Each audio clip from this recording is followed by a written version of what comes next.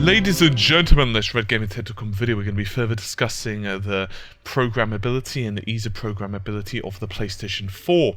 The PS3 was an absolute nightmare to program for, as many know. However, Mark Cerny, who is the lead console architect, in fact, he was actually the one who came up with the idea for the X86-64 processor and the general overall architecture of the PS4. He's been actually addressing this, and he's been talking about just how easy it is to program for and get good results from compared to, say, the PS3. Now, he was comparing this to the original PlayStation. The original PlayStation was also pretty damn easy to program for. And as a little bit of trivia for you guys and anyone who was gaming, especially console gaming back then, and say in the original PS1 era, remember that whenever you would see the Saturn and PlayStation versions of the game running, you would notice that generally the Saturn version would be inferior, especially with 3D graphics, and this is because the Saturn's hardware was really hard to program for. Now, Saturn did have some architectural advantages, primarily, when it came to memory-intensive applications, because it did have slightly more RAM. Generally, however, developers were able to much easier access the PlayStation's hardware. So anyway, Mark Cerny was working with Sony at least for 5 years when it came to the PS4, and he's been making various keynote speeches in the Game Lab Expo at Barcelona. How he decided to illustrate how complex and how much of a nightmare the PS3 was for developers, and Sony have been very upfront about this. They said, yes, we know that we did a boo-boo. And to be fair, the PS2 wasn't particularly easy either. It also had a few issues. However, compared to the PS3, it was basically cakes and lollipops. Now, the PS1, and this is their term called time to triangle. Now, I'll discuss what that is in just a moment, but the time to triangle time for the original PlayStation, the PS1, was 1 to 2 months. The PS2 increased that quite a bit. It was 3 to 6 months, and the PS3 doubled that. It actually went from 6 to 12 months, and this is like a time region, so it's between 6 and 12 months, not like 6 to 12 months, if that makes sense. Now, meanwhile, the PS4 is going to reduce this back to the original PlayStation 1 levels, which will mean it's going to be 1 to 2 months again. So what in the heck is time to triangle? It basically means how long coders are required to mess around with the machine to be able to create usable graphics with the hardware that's present and available. Now, as I just said, the PlayStation 1 took 1 to 2 months to produce low-level graphics code on the PlayStation. Now, the PS2 was also quite complicated and sophisticated, and it had a few other issues that I've spoken about quite in depth, but I'll probably do another retrospective on that actually, because it's pretty cool hardware, may I add. It took 3 to 6 months, which isn't bad. It's quite respectable. However, later on in the presentation, however, he started to speak about the PS3. Now, we've already mentioned how much of a pain in the ass the PS3 was to develop. And why was that? Well, this is due to the former head of Sony Computer Entertainment. This is way back in 2004. The person's name was Ken Kutaragi, and he basically told Cerny to focus less on the time to triangle and more on the bigger picture of building highly sophisticated hardware. And so he actually said triangle counts are misguided, and as a result, well, you got the PS3. Now, that's not to say the PS3 is a bad piece of hardware. I've mentioned this before. The cell processor is actually extremely powerful. It has a number of advantages even over the Xbox 360's CPU. Primarily that the SPUs are extremely versatile, and you can actually use them, as I've mentioned before in another video, a couple of videos in fact, you can use them for a plethora of different things. This includes data and memory defragmentation, you can use them for video output, you can use them to help with the GPU, you can use them for, of course, AI, physics, whatever you want. And so that's really good, and of course the actual CPU itself has a high clock speed. I believe it's 3.2 from pure memory, and the main core of course can handle 2 threads, which is really different from the Xbox 360's tri-core with 2 threads each.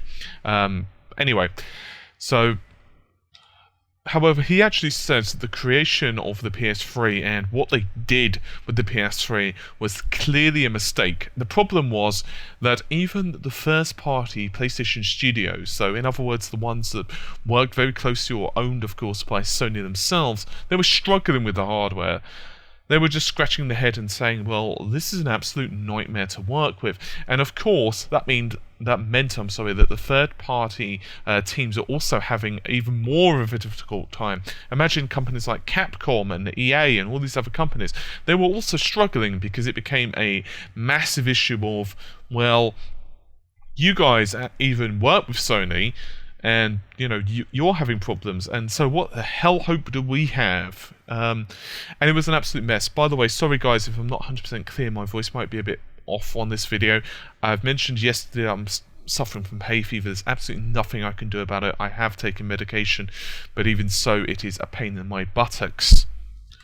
So there have been many people who have said that the shift to X86 hardware was inevitable.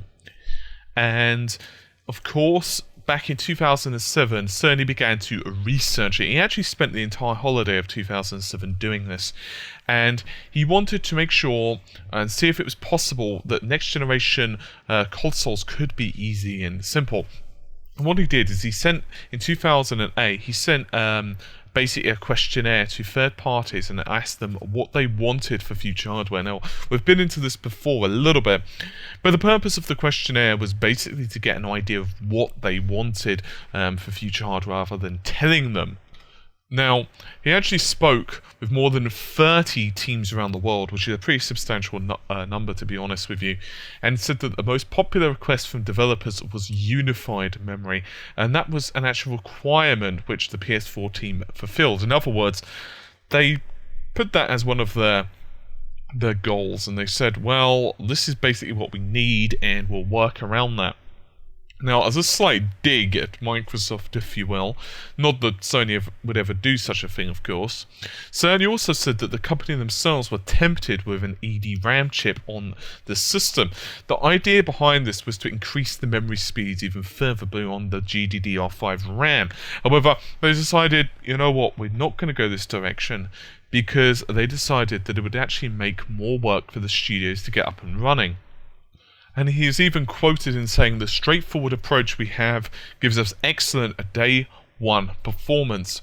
So the time to triangle now of the PS4, even though the hardware is obviously infinitely more sophisticated in terms of power, it's actually just as easy to use, just as easy to get something out as the original PlayStation.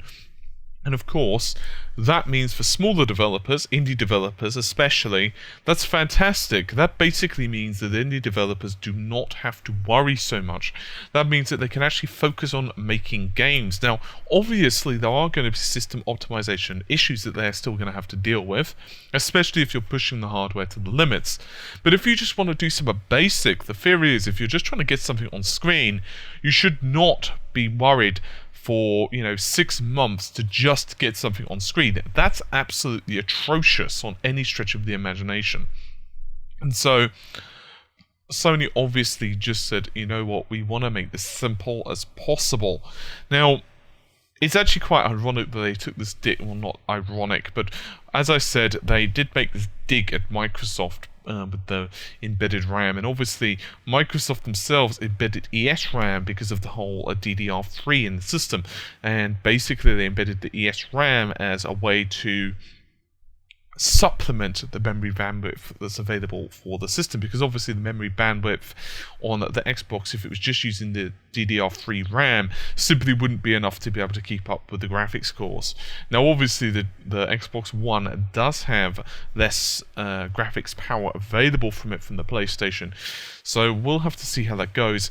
Now I do remember on the PlayStation 4 front that in a breakdown of Killzone, that there was a lot of discussion from Guerrilla on how they could best make use of the memory bandwidth. And they actually said that the memory bandwidth of the PlayStation 4 is, of course, really good.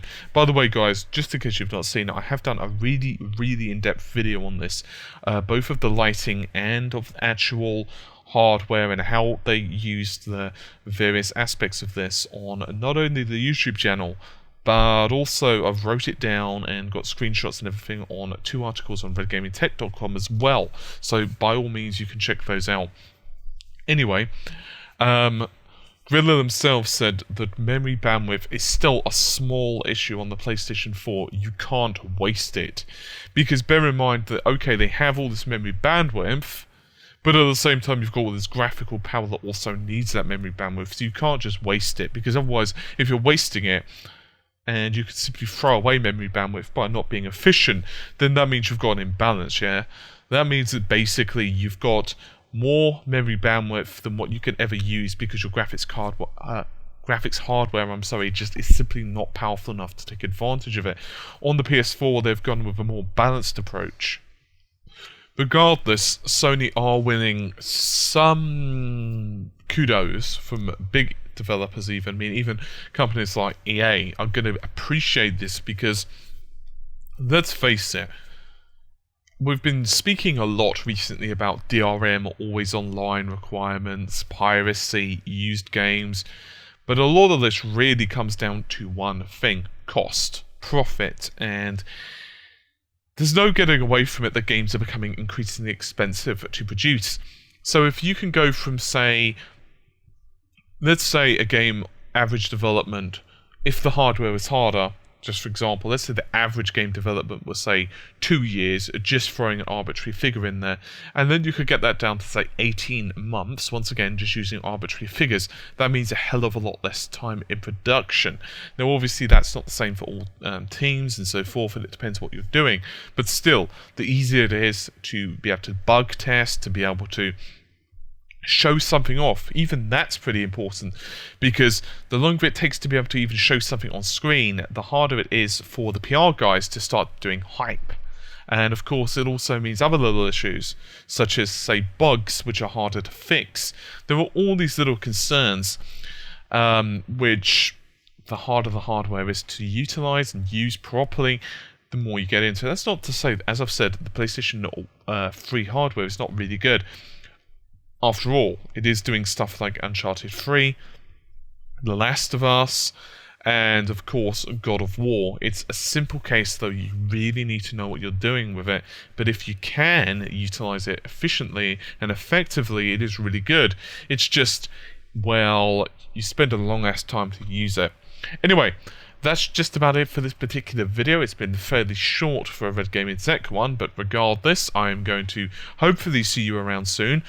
As per normal, if you want to ask direct questions, it's probably best if you do not comment on the video. By all means do so. I will try to respond, but I'm extremely busy most of the time, so your best bet is to go to facebook.com/redgamingtech, and you can ask there, and I will do my best to respond. You can either do so on a message or just write on the wall. I suggest, because there are a couple of us working on the channel, that you do address it to me, which is either Paul or Crimson Rain, or whichever you prefer. Anyway, that's just about it for me. Hopefully you've enjoyed the video. I will see you soon. Take care, and bye for now.